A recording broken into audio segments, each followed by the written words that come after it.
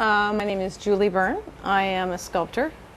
I live in Columbus. Actually, I live in Groveport, but my studio is in Columbus, just down the street from the beautiful new arena. And I have been working in clay since 1975. And I was an adult then, so I'm feeling really old when I reveal that. Right now what I'm working on are horses and figures. And I'm not sure I have any particular affection for horses personally. In fact, I think they're terrifying and very impulsive and emotional animals, but they're beautiful. And I think on some level, maybe what they are great stands for the human figures that I then incorporate into them. Sometimes the human figures are very separate. This one actually has morphed into a horse. And the way I work is I tend to work wet with a lot of wet clay, and I don't work to finish them as soon as the piece is completed. I actually like to have things sitting around for quite a while before I ever put finishing touches on them. And sometimes things really accumulate around here, unfinished, which I think is a very beautiful state for clay. A lot of people who look at art will look at an unfinished object of clay and think, well, okay, but what's it going to look like finished? And I actually think clay has a really lovely life previous to getting finished. I think when clay hasn't been fired yet, it's got an organic quality to it that makes it seem kind of like it's a living state right then. In fact, sometimes once it's fired, it's so hard and impervious, it seems to have lost a little of its life. But so in my studio, there's always stuff that isn't finished. Some people might think that's an interesting rationale for not having to cope with finishing. I always find that completing a piece is very different than the inception, the creating of the original idea. It always seems to be two very different functions. But so for today, I am a painter of sorts. This piece I'll get fired a second time, although the colors will stay kind of the same. Although I'm thinking they're a little too pretty, so I may spray the whole thing over with just a little bit of black, just to make it look a little dirtier. I tend not to like things too clean, too neat. I like them a little bit muddy. And that's usually what happens to them before I'm finished. I kind of glom them up a bit. I always think it's worth mentioning that my mother, who died actually last year, came into my studio about 2 or 3 years ago and looked around and said, "I see myself in everything you make." And I always think that's very strange because I don't think anything in here looks like her. But sort of an interesting observation as the mother of someone who makes things, to see herself in the figures anyway. I don't think she saw herself in the horses, but I always think about that as I finish these.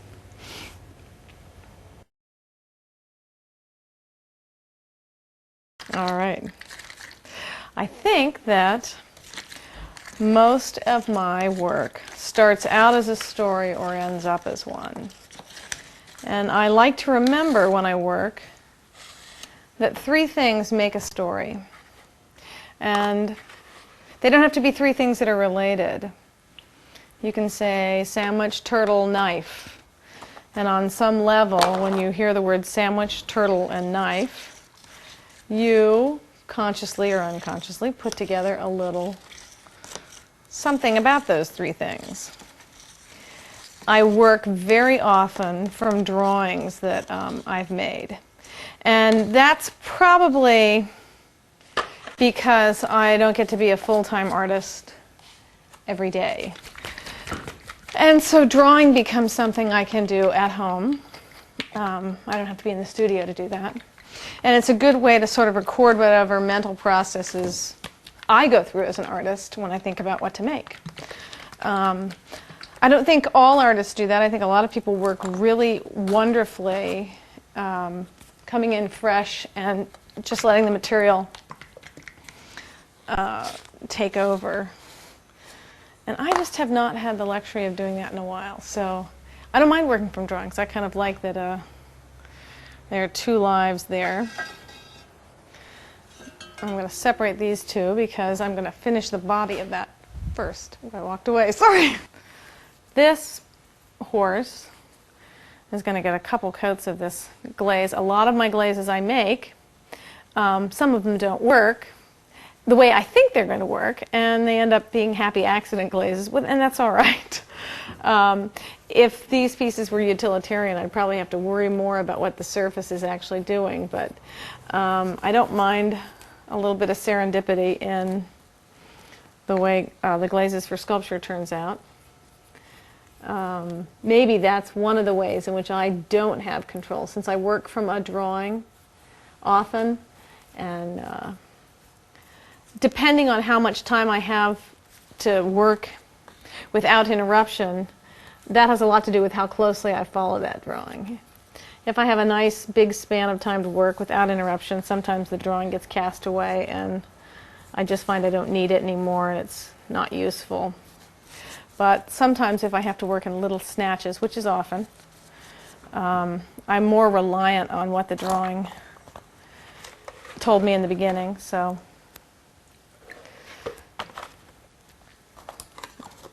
that dictates often how things look.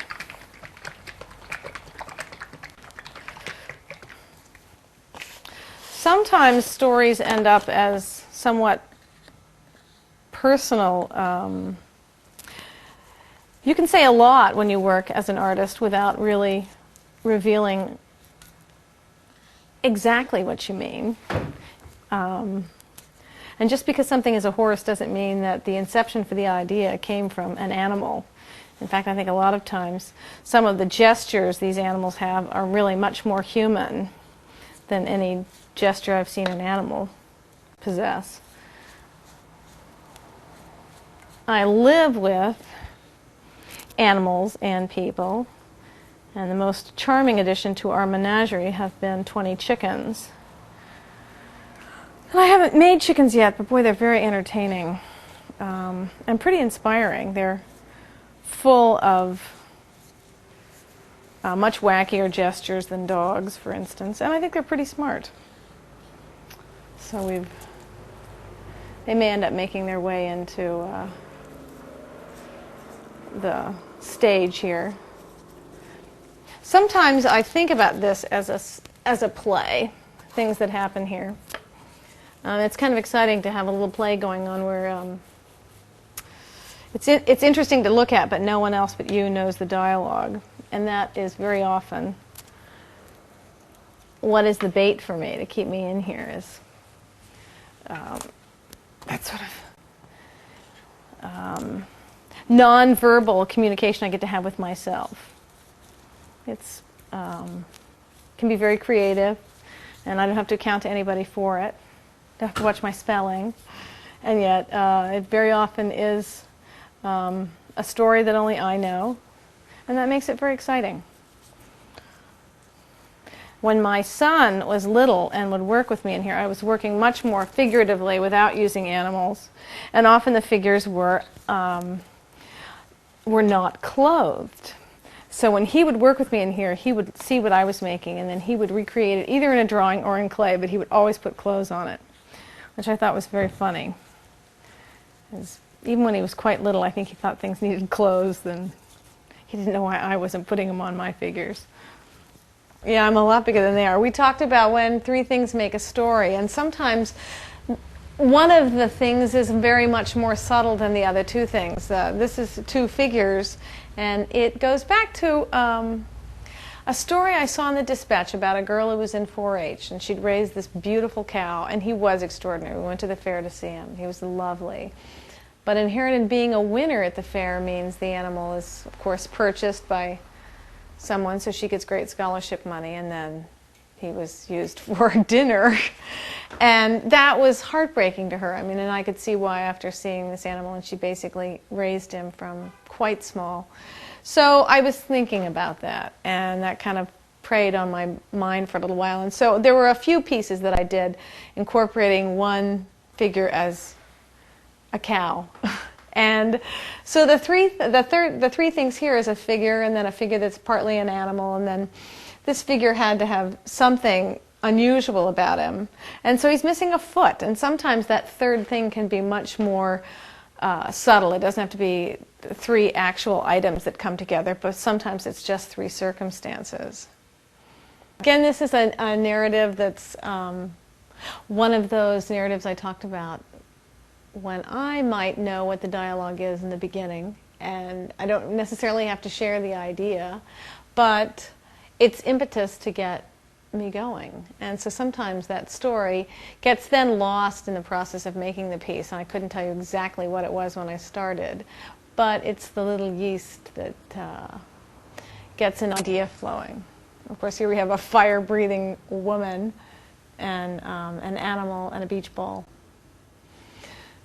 And at the time, they made wonderful sense. And even if they don't now, maybe that's part of the mystery, because I really couldn't tell you exactly what I was thinking about when I made it. And often, after a piece is completed, what I was thinking is no longer essential at all to viewing the piece.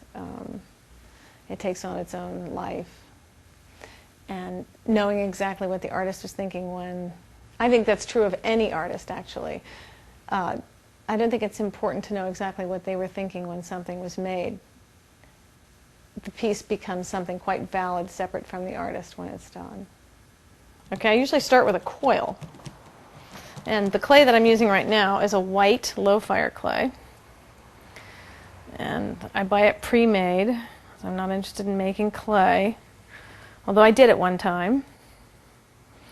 And most of the figures, while they appear quite solid, are hollow. And if they're bigger, I end up working, as well as coils, I build a little structure on the inside that serves to help support the piece and any weight that goes on top of it as I work. Okay, and I'm just going to make a quick figure here.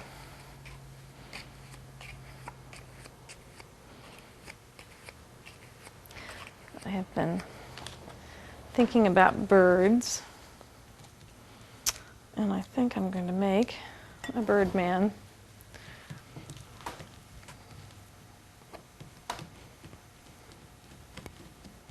Even when I'm working larger, I tend not to work with coils much bigger than this.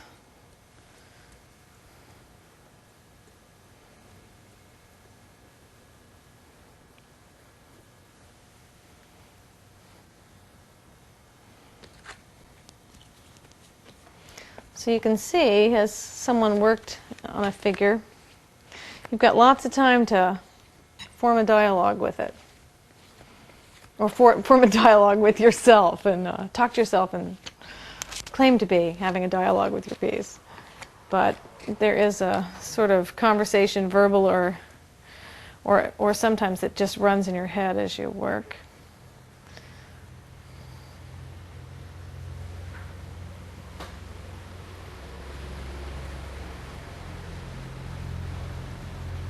And at this point, I am rarely concerned with what color it's going to be or what glaze I'm going to use. And mostly that's because that's not really where the material is at this point, and I'm finding it's very lively. Clay has a life of its own that's very rich, I think. And I may not even need to worry about how it will eventually look.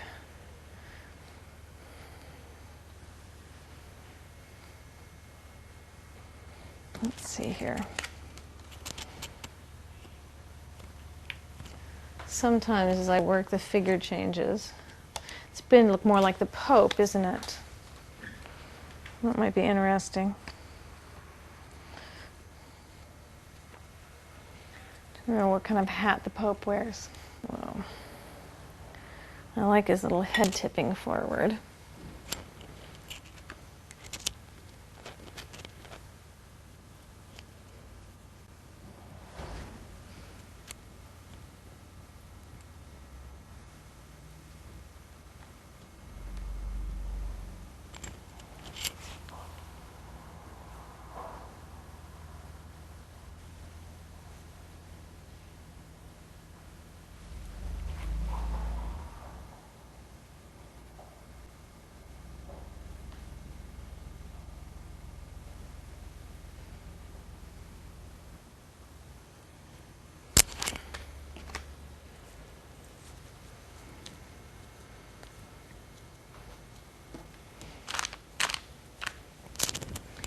really have a mouth yet.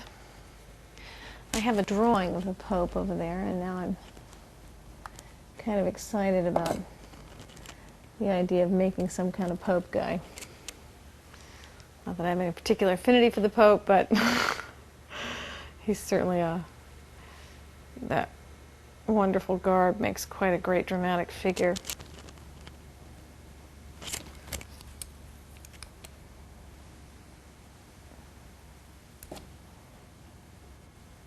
Oop. Oh, that's good.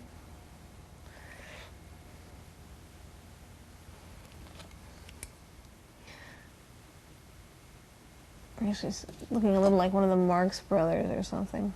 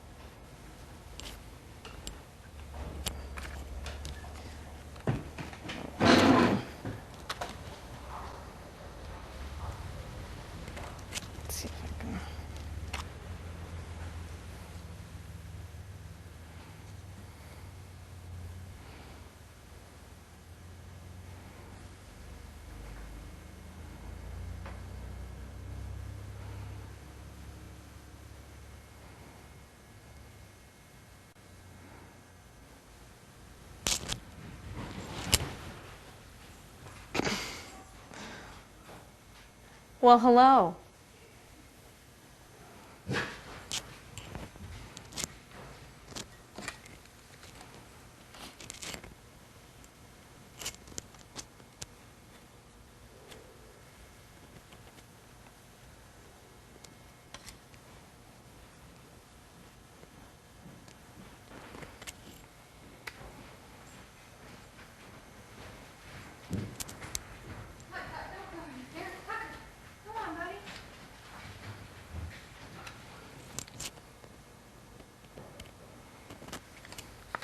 A chef.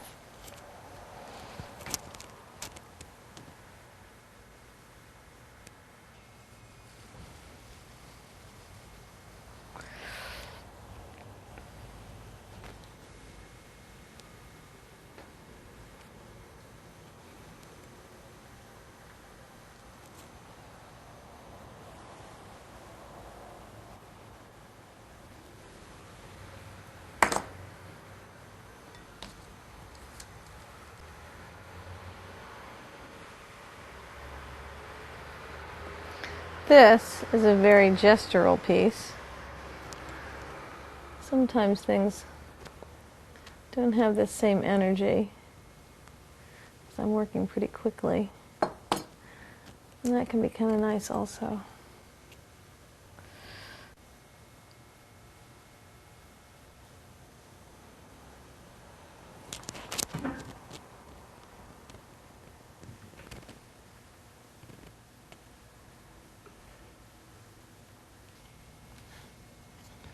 Now maybe.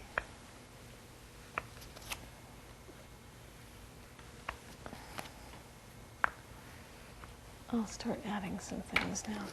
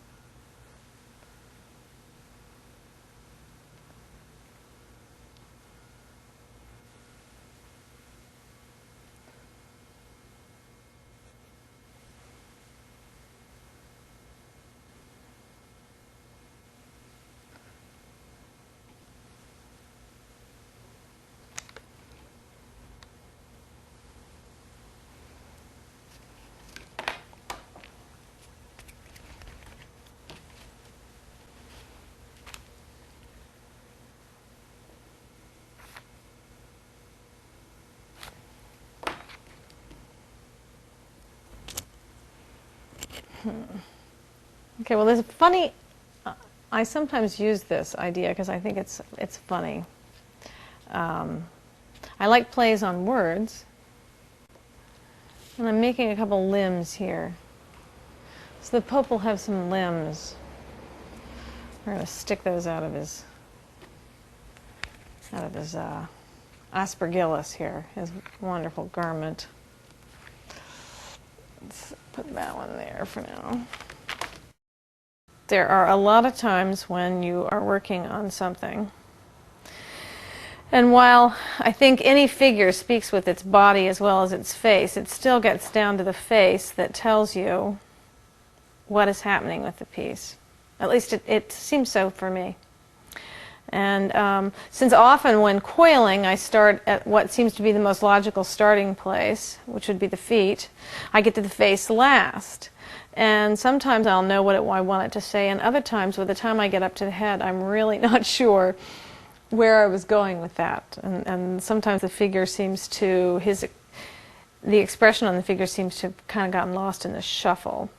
When I cannot figure out or make a decision about what I want the figure to say, I often will then think, okay, it needs a mask. And it's an odd solution because even with a mask, you end up saying something. But for some reason that seems to open a door that makes pursuing the solution of what that face is going to look like easier. So sometimes figures don't wear their own face, but wear an invented one.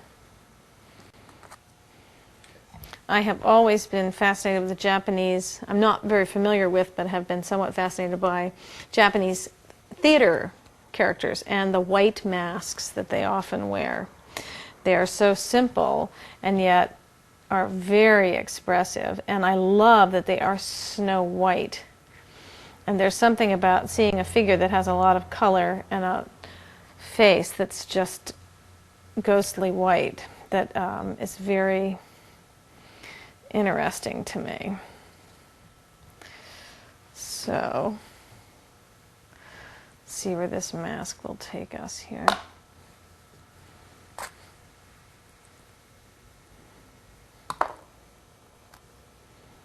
And I think the mouth is going to be open. And I think it needs some teeth.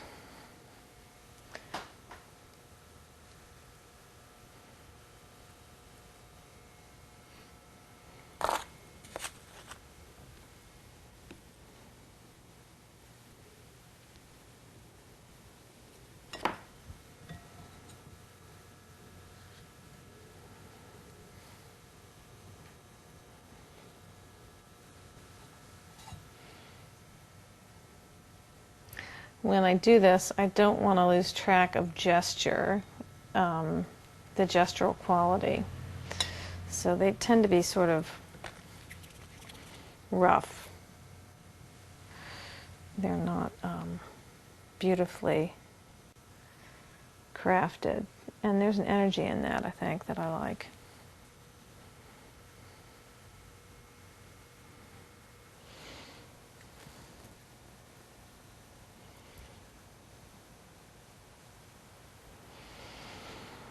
Okay, it's time for a story.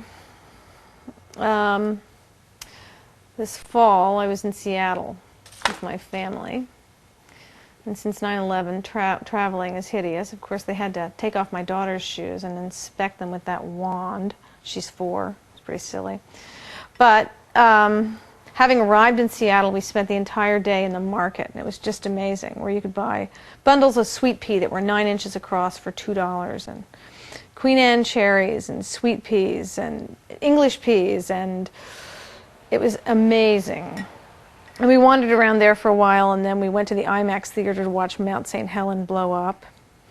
And we had made wonderful lunch reservations at a little Italian restaurant, again in the market. But before we went back to eat, we went to a city park. And my daughter and I were sitting in this city park, and there were all kinds of people in it. Some with great means, it seemed, and others who were very poor and asleep in the park. And along with that, we spied a cheetah laying on the sidewalk from some distance. When we got up close to the cheetah, we realized it was really just the front end of a cheetah, and it was part of a costume that this man was going to wear. And he was wearing cheetah pants. So he fastened the front end of the cheetah around his waist. He had 2 golf clubs attached to the front legs of this puppet, and was quite amazing in how well he could manipulate her. Her name was Maya, and she was the most expressive cat puppet I have ever seen. And we were enchanted by her, and we gave her some money. We gave her $1, and so did a lot of other people. And I was sitting there trying to figure out just how much money this guy could possibly make being a cheetah in a park. And someone came and had their photograph taken with the cheetah and put $5 in the cheetah's mouth, and it began to fall out. So I walked over and stuffed it into the mouth better so he didn't lose his money. And soon it was time for us to leave. So I left the park with my husband and my kids and walked back through the market, where we walked through 40 artists' stalls and again saw all kinds of food. It was amazing. And I was about to buy some more cherries when I realized I had been liberated from my purse. And my only instinct was to call to my husband and then run back to that park, which I did. And fortunately my son is now old enough to follow, and I didn't have to worry about anyone snatching him, and he apologized to everyone I bumped into. And I got to the park and I could hardly speak, and there was a painter who had a booth at the park. He made Chagall-like paintings, and he said to me, "Are you looking for someone?" And I said, "I am looking for the cheetah." And this is a huge city park, and I looked around at all the people who could benefit from the contents of my purse. There were passports and IDs and credit cards and some money and plane tickets. And, oh, I was just almost unable to speak. And the man said, "The cheetah's gone. Are you looking for something?" And I said, "Yes, I am looking for my purse." And he said, "I have your purse. The cheetah found it." And he brought it to me. And I was quite amazed that in a city as big as Seattle, I could lose something like that, and out of incredible human kindness, get it back. As if I had lost everything. I don't even know how I could have gotten home, because I don't think they let you enter a plane anymore without ID. So I think about that man in cheetah pants, that man that was half cheetah, half human. And I left him my card and my phone number and all the information I thought I could so I could hear from him again, and he never called me. So I don't know what happened to him. I'm sure he's still working the park, but I thought it was extraordinarily honest of him and kind, and an amazing story from somebody who was half man, half animal. All right, how's that? Ta-da! Ta-da! I don't know whether it's big enough for your camera to get or not, but now we need a body for this. Ooh, these are nice. Okay, now we're going to attach the Pope's arms, his limbs. I'm going to scratch a little bark texture into him, into these limbs. Hopefully they're going to stand up. He may become a doll. I can drill some little holes in the bottom so that I can attach a doll body to him. And maybe I'll give him 20 legs. Popes have to cover a lot of territory.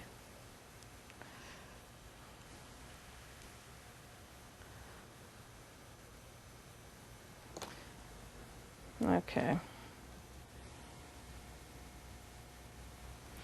All right.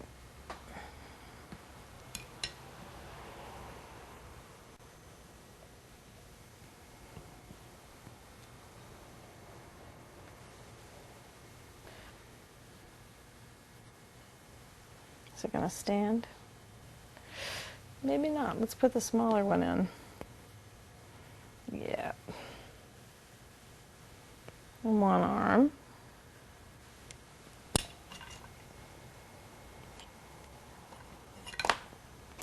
Cool.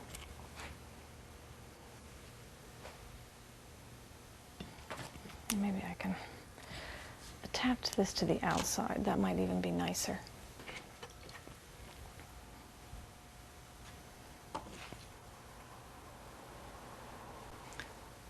When you work with clay, you've got to disturb both surfaces you're going to stick together, or they stick together quite nicely wet, and as soon as they're dry they fall apart.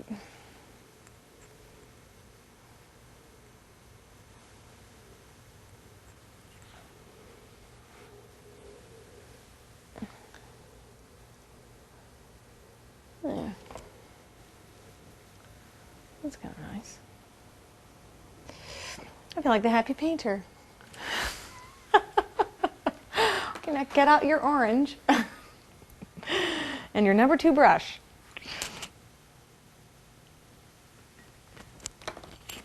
I think he's done for now. He's done in. Get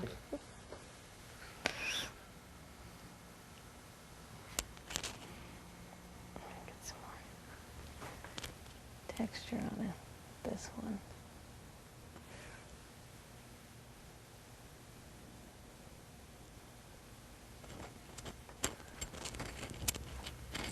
Okay, kids, don't try this at home.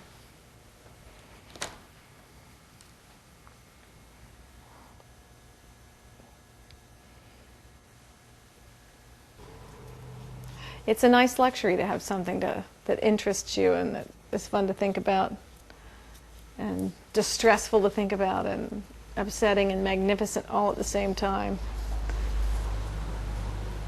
It's a little like parenting, but the investment's different. And certainly none of these guys are going to ask for the keys to the car, which is also nice. But it's a luxurious life.